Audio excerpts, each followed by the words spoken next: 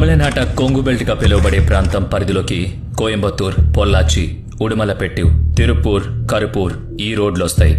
ఈ అన్ని ప్రాంతాల ప్రజలు చీకటి పడితే చాలు భయపడుతూ బ్రతికిన రోజులున్నాయి. కేసులో ఎలా ముందుకు వెళ్లాలో అర్థం కాక పోలీసుల్ని తలలు పట్టుకునేలా చేసిన సంఘటనలు ఉన్నాయి. ఇలాంటి సందర్భాలు, సంఘటనలు ఎదురైనప్పుడు చాకచక్యంగా వ్యవహరించాలి. మెలకువగా మెలగాలి. కొంచెం తెలివిడితనంతో ప్రవర్తించాలి. బెంబేలు పడిపోతుంటే మెదడు మొద్దుబారి ఉన్న చురుకుదనం కాస్త పోతుంది. అప్పుడిక కష్టం, నష్టం, హింస భరించక తప్పదు. కాబట్టి ముందు జాగ్రత్తలు తీసుకుంటే తక్కువ నష్టంతో అయినా బయటపడతాం. మరి వివరాలకు వెళదామా? పదండి. అది 2024 నవంబర్ 29. తిరుపూరు జిల్లాలోని పల్లడం ప్రాంతానికి దగ్గరలో ఉన్న సేమలై గౌండెం పాళెం అనే ఊళ్ళో వలువురన్ అనే ఒక వ్యక్తి క్షురకుడు అంటే మంగలి ఊరికి దూరంగా కొబ్బరి తోటలో ఉండే పెద్దాయనకు క్షౌరం చేయడానికి పెందరకడనే లేచి వెళ్లాడు. ఇతను గమ్యం చేరుకునేసరికి అక్కడ మనిషి రక్తపు మడుగులో గిలగిలా కొట్టుకుంటున్నాడు. దట్టమైన కొబ్బరి తోట, చుట్టూ పంట పొలంతో ఉన్న తోట, దాంట్లో బంగ్లా. అక్కడ ఉండే దైవశిఖామణి వయస్సు 76 ఏళ్లు. క్షౌరం చేసి గడ్డం చేయడానికి రమ్మని వలువురన్కు కబురు చేసింది అతనే. ఇప్పటికీ కొన్ని ఊళ్లలో ఇంటికొచ్చి మరీ క్షౌరం చేస్తూ ఉంటారు. రక్తపు మడుగులో పడి కొట్టుకుంటున్న దైవశిఖామణి వచ్చిన వలువురన్కి ఏదో చెప్పే ప్రయత్నం చేశాడు. నోట మాట రాకపోవడంతో అతి కష్టం మీద చెయ్యెత్తి ఇంటివైపు వేలు చూపించి నిస్సత్తువుగా తల వాల్చేశాడు. అప్పటికే నోట మాట రాక బిగుసుకుపోయిన వలువురన్ తన దృష్టిని మరల్చి ఇంట్లోకి తొంగి చూశాడు. అక్కడ ముందు గదిలో దైవశిఖామణి కొడుకు 48 ఏళ్ల సెంధిల్ కుమార్, 70 ఏళ్ల భార్య అలమేలులిద్దరూ రక్తం మడుగులో అచేతనంగా పడున్నారు. కొన ఊపిరితో ఉన్న దైవశిఖామణ్ణైనా బ్రతికిద్దామనుకుని పోలీసులకు సంగతి చెప్పి వెంట పెట్టుకొచ్చాడు వలువురన్. అయితే హాస్పిటల్కు వెళుతున్న దారిలోనే దైవశిఖామణి కన్నుమూశాడు. కొబ్బరి తోట మొత్తం శోధించినా పోలీసులకు ఎటువంటి ఆధారం లభించలేదు. తోట బంగ్లాలోనూ ఏం దొరకలేదు. ఏ ఆధారమూ దొరక్క గుంపు జంపులు పడుతున్న పోలీసులపై అధికారుల నుంచి ఒత్తిడి పెరిగింది. దాంతో గత కొద్ది రోజులుగా తోటలోనూ పొలంలోనూ పనులు చేసిన వాళ్ళని వాకబు చేశారు. వారిని నేరం ఒప్పుకోమని తోలు ఊడేలా కొట్టడంతో ఆ హింసను భరించలేని ఆ పని వాళ్లంతా కలెక్టర్ ఆఫీస్కు వెళ్లి మొరపెట్టుకున్నారు. 3 మాసాలు గడిచి 100 రోజులు పూర్తయినాక కూడా కేసును సిబిఐకి బదిలీ చేస్తారు. 5 మాసాల వరకు కూడా కేసు పరిధిలో ఏ పురోగతి లేదు. పైగా అదే తరహాలో మరో హత్య జరిగింది. ఈ హత్యలు, అవి జరిగిన తీరుతో తమిళనాడు ప్రజలు దిగ్భ్రాంతికి లోనయ్యారు. అయితే ఈ దురాఘాతాలు ఆ 2 ఘటనల తర్వాత ఒక్కొక్కటిగా బయటపడుతూ వచ్చాయి. పోలీసులు సదరు కేసుల పరిష్కారంలో వ్యవహరించిన తీరుకు ప్రజల నుంచి విమర్శలొచ్చాయి. తమ తల్లిదండ్రుల్ని, పెద్ద వయసు ఇంటి పెద్దల్ని ఊళ్లకు దూరంగా ఏకాంతంగా ఉండే ఫామ్ హౌస్లలో ఉంచి ఉద్యోగ వ్యాపారాలంటూ పొరుగుళ్లకు, దూరదేశాలకు వెళ్లిన వాళ్లు భయంతో కొట్టుమిట్టాడుకున్నారు. అక్కడ వారికే కాదు, దేశంలోని మిగతా వారిని కూడా జాగ్రత్త పడమని హెచ్చరికలు జారీ చేయబడ్డాయి. ఆ స్థాయిలో అక్కడ ఏం జరిగిందో తెలుసుకోవాలి కదా, చూద్దాం పదండి. తిరుపూర్ పల్లడం 3 హత్యల ఘటన, ఆ తర్వాత జరిగిన ఈరోడ్ శివగిరి జంట హత్యల ఘటన వెనుక ఏం జరిగింది, హంతకులు ఎందుకని వాళ్ళని అలా మట్టుబెడుతున్నారన్నది ఈ వీడియోలో చూద్దాం. అది 2025 మే నెల 1వ తేదీ ఈరోడ్ జిల్లా శివగిరి ప్రాంతంలోని విలాన్ కట్టువలసు గ్రామానికి చెందిన కవిశంకరన్ ఆ రోజు చాలా ఆందోళనగా ఉన్నాడు. అక్కడికి సుమారుగా 12 కిలోమీటర్లలోని మరో గ్రామంలో భార్య పిల్లలతో జీవిస్తున్న శంకర్ గ్రామంలో ఉన్న తండ్రికి చాలాసేపటి నుంచి ఫోన్ చేస్తూనే ఉన్నాడు. ఫోన్ ఆగిపోతే మాత్రం ఎంతసేపటికి ఛార్జింగ్ పెట్టకుండా ఎందుకున్నారని కోపం ఒక వంక, భయం మరోవైపు శంకర్ని తమతమం చేసింది. అప్పుడు ఊళ్ళోనే ఉన్న బంధువులకు ఫోన్ చేసి ఉన్నపళంగా ఇంటికి పోయి అమ్మా నాన్నల్ని పలకరించమని చెప్పాడు. వాళ్ళు వెళ్లారా? శంకర్ని ఎలా ఉన్నవాడిని అలాగే ఊరికి రమ్మని చెప్పారా?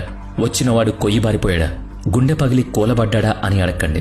అక్కడ ఆ ఇంట్లో శంకర్ తల్లిదండ్రులిద్దరూ ఎండిన రక్తం మడుగులో పురుగులు పట్టిపోయి శరీరాలు కుళ్ళి భరించలేని వాసనతో ఉన్నారు. అంతకు 6 నెలల ముందు తిరుపూర్ జిల్లా పల్లడం దగ్గర సేమలై గౌండెన్ పాళెం ఊళ్ళో కొబ్బరి తోటలోని 3 హత్యల్లో మాదిరిగానే ఈ హత్య కూడా జరిగింది. No clue. కాకపోతే అక్కడ ఇల్లంతా చిందరవందరగా ఉంది. వీరు ఆ బద్దలు కొట్టి డబ్బులు ఎత్తుకుపోయినట్టు తెలుస్తోంది. కవిశంకర్ తల్లి మెడలో తాళిబొట్టు, ఒంటి మీద నగలు కూడా మాయమయ్యాయి.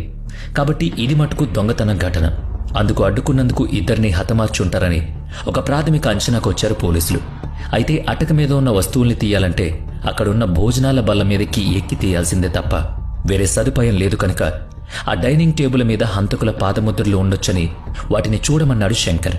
నిజమే, అతను ఊహించినట్టే ఉన్నాయి. అయితే పోలీసులు గతంలో పాదముద్రలు కూడా సేకరించి ఉంటేనే ఇప్పుడు వాటితో పోల్చి చూడగలుగుతారు. సాధారణంగా హంతకుల చేతి ముద్రలు మాత్రమే తీసి దాస్తూ ఉంటారు పోలీసులు. మొత్తానికి విచారణ ప్రారంభించారు. చుట్టుపక్కల 50 కిలోమీటర్ల పరిధిలో ఉన్న సీసీటీవీలను పరిశీలించారు. ఫలితం లేకపోయింది. సంఘటనకు ముందు కొద్ది రోజుల నుంచి పనిలోకి వచ్చిన వాళ్ళని పిలిపించి వాకప్ చేశారు. వాళ్ళెవరూ సరైన సమాధానం ఇవ్వలేకపోయారు. ఇలా కాదని చెప్పి తోటలోకి దారితీసే దారులన్నిటినీ పరిశీలించగా తోట వెనుక లోయర్ భవానీ కెనాల్ ప్రవహిస్తూ ఉండడం చూసి హంతకుడు అటుగా వచ్చుండొచ్చనే ఆలోచన చేశారు. ఆ కెనాల్ వైపున్న ఒక సీసీటీవీ కెమెరాలో 2025 ఏప్రిల్ 27 రాత్రి అరచూలు గ్రామం నుంచి ఆ కాలువ ఒడ్డు మీదుగా ఒక బండి వెలుగు అటువైపుగా కనిపించింది. ఆ మరునాడు అంటే ఏప్రిల్ 28 ఉదయాన్నే అదే వెలుతురు అరచూలుకి వెళ్లడం కూడా ఒక ఫుటేజ్లో పోలీసులు గమనించారు. అది ఒక బజాజ్ ప్లాటినా బైక్ అని కనిపెట్టగలిగారు. ఆ ఒక్క అంశాన్ని ఆధారంగా చేసుకుని అరచలూరులో బజాజ్ ప్లాటినా బైక్ ఉన్న వాళ్ళని విచారించడం మొదలుపెట్టారు. అక్కడ ఒక చెరుకు తోటలో ఉన్న బైక్ ఒకటి కావాలని దాచినట్టుగా ఉండడం గమనించారు. ఆ బైక్ ట్యాంక్ కవర్లో బేసిక్ మోడల్ సెల్ ఫోన్ ఒకటుంది. అయితే అందులో సిమ్ కార్డు లేదు. ఇంకా ఒక జోడా చేతి తొడుగులు కూడా అందులో ఉండడం చూశాక పోలీసులకు అనుమానం దృఢపడింది. ఆ బైక్ అదే ఊళ్ళో ఉండే అచియప్పనికి చెందిందని తెలుసుకున్నారు. అతన్ని పట్టుకున్నాక ఈ జంట హత్యల కారణాలు వెల్లడయ్యాయి. ఆ తర్వాత కొబ్బరి తోటలో 3 హత్యకు కారకులు బయటపడ్డారు. ఈ హత్యోదంతాలు రాష్ట్రం మొత్తాన్ని కుదిపేసినట్టే హంతకుల్ని పట్టి బంధించాక తెలిసిన విషయాలు అంతే సంచలనాన్ని కలిగించాయి. పోలీసులని ప్రజల్ని సమానంగా అవాక్కయ్యేలా చేసిన వీటి వివరం ఇప్పుడు చూద్దాం. అరచూరులో అదుపులోకి తీసుకున్న అచియప్పన్ కొబ్బరి తోటల పెంపకం, సంరక్షణ చేస్తూ ఉంటాడు. అందులో భాగంగా తన ఊరికి దగ్గరలోని కొబ్బరి తోటలన్నీ తిరుగుతూ ఉంటాడు. వాటితో పాటుగా పెళ్లిళ్ల పేరయ్యగా కూడా పనిచేస్తూ ఉంటాడు. అలా అన్ని ప్రాంతాల్లోని ఇళ్లలోని యువతి యువకుల వివరాలతో పాటుగా వారి వారి ఆస్తిపాస్తుల వివరాలు అచియప్పన్కి క్షుణ్ణంగా తెలుసు. పెళ్లిళ్ల పేరయ్యకి వివరాలు చెప్పడానికి అభ్యంతరం ఏముంటుంది కనుక పెళ్లిడికొచ్చిన పిల్లల తల్లిదండ్రులు ఆస్తుల వివరాలు అతనికి చెప్పేవారు. అచియప్పన్ శివగిరి విలాన్ కట్టువలస గ్రామానికి కొబ్బరి దింపు కోసం వచ్చినప్పుడు 75 ఏళ్ల రామస్వామి, 60 ఏళ్ల భాగ్యంలకు చెందిన కొబ్బరి తోటలో కొన్ని రోజులున్నాడు. వాళ్ళిద్దరూ ఒంటరిగా ఉంటున్నారని, వారి సంతానం వేర్వేరు చోట్ల ఉంటున్నారని గమనించాడు. వాళ్ళింట్లో ఉన్న సొత్తును, ఒంటి మీదున్న సొత్తును లెక్కేసుకున్నాడు. తన స్నేహితులు రమేష్, మహదేశ్వరన్లతో కలిసి పెద్ద పన్నాగం పన్నాడు. ఇదంతా హత్య జరగడానికి కొన్ని నెలల ముందు రచించిన ప్రణాళిక. వీళ్లు ముహూర్తం పెట్టుకున్న రోజున ముందుగా విషం కలిపిన ఆహారమిచ్చి తోటలోని కుక్కలను చంపేశారు. కుక్కలు దొంగల్ని ఇట్టే పసిగట్టగలుగుతాయి కనుక వాటి అడ్డు తొలగిపోయింది. తోటలోకి వచ్చిపోయే వాళ్ల ఆనపానుల్ని రమేష్ కొన్ని రోజుల పాటు గమనించాడు. ఏప్రిల్ 27 నాటి రాత్రి బజాజ్ ప్లాటినా బైక్ మీద అరచలూరు నుంచి భవానీ దిగువ కాలువ గట్టు మించి విలాన్ కట్టువలస గ్రామంలోని రామస్వామి, భాగ్యంల తోటకు చేరుకున్నాడు అచియప్పన్ అతని బృందంతో. ఎవరికంటా పడకుండా బండిని దూరంగా చెరుకు తోట వద్ద దాచి నడుచుకుంటూ తోటలోకి ప్రవేశించాడు. అప్పుడు సమయం రాత్రి 10:30.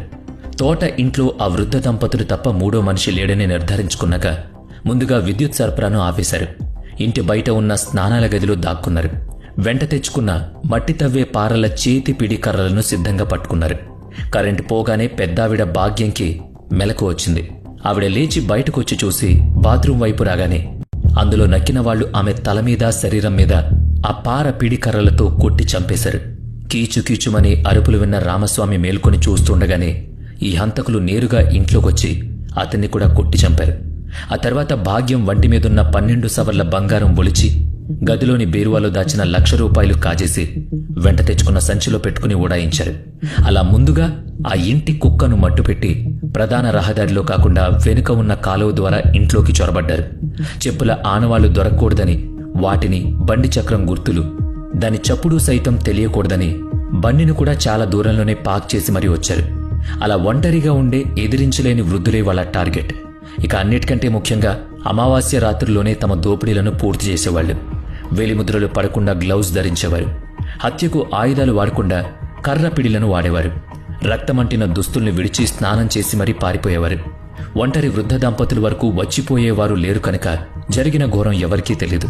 2025 ఏప్రిల్ 27 రాత్రి ఇది జరిగితే మే 1 నాడు వాళ్ల కొడుకు కవిశంకర్ తండ్రికి ఫోన్ చేసి వాళ్లు ఎంతకీ తీయకపోవడంతో బంధువులకు ఫోన్ చేసి వెళ్లి చూడమని చెప్తే మాత్రమే ఆ వృద్ధ దంపతులు చనిపోయినట్టు తెలిసింది. గతంలోనూ ఇలాంటి దోపిడీ హత్యలేవైనా చేశారా అని ఆరా తీసినప్పుడు తిరుపూర్, పలడం దగ్గర సేమలై గౌండెన్ పాళయం ఇంకా మరికొన్ని ఊళ్లలో హత్య చేసినట్టు ఒప్పుకున్నారు. అక్కడ కూడా అన్ని గుట్టుమట్లు ఆరసి చూసి ఆ తోట బంగ్లాలోని కుక్కను ముందుగానే విచ్ఛిన్నంగా చంపి ఆ తర్వాత తమ ప్రణాళికను అమలు చేశారట. నవంబర్ 28 అమావాస్య రాత్రి ముహూర్తం పెట్టుకున్నారు. మామూలుగా వృద్ధ దంపతులిద్దరూ ఇంట్లో ఉన్నారు. అయితే ఈ హంతకులు ఊహించని విధంగా వాళ్ళ 48 ఏళ్ల కుమారుడు సెంధిల్ కుమార్ ఊళ్ళో ఏదో కార్యక్రమం ఉండి కోయంబత్తూరు నుంచి వచ్చి ఆ రాత్రి అక్కడే ఉన్నాడు. తెల్లవారుజాము 4 గంటలకు కాలకృత్యం తీర్చుకోవడానికి బయటకొచ్చిన దైవ శిఖామణి అప్పటిదాకా ఓపిగ్గా ఎదురుచూసిన ఆ హంతకుడు పిడికర్రతో కొట్టి చంపాడు. ఆ తర్వాతనే లోనికి వెళ్లి నిద్రపోతున్న సెంధిల్ను అలమేలును కూడా హతమార్చి బీరువా దోపిడీ చేసి వెళ్లిపోయారు. అన్ని సంఘటనల్లోనూ వీళ్లు ఇంట్లోని ఎవరో ఒకరు ప్రకృతి కార్యం కోసం తలుపు తీసుకుని బయటకొచ్చేదాకా వేచి చూశారు తప్పితే తలుపులను బద్దలు కొట్టుకుని లోపలికి చొరబడ్డం లేదు. బయటకొచ్చిన వాళ్లు తలుపులు వారగా ఉంచి వస్తారు తప్ప తాళం వేయరు కదా.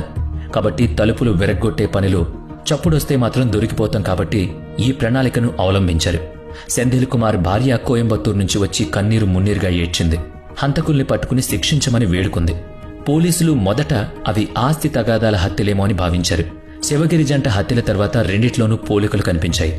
పోలీసుల దృష్టిలో మొదటి అనుమానితులు ఎప్పుడూ సొంత కుటుంబ సభ్యులు, బంధువులే. ఆ తర్వాతే స్నేహితులు, పరిచయస్తులు, బయట వాళ్ళని అనుమానిస్తారు.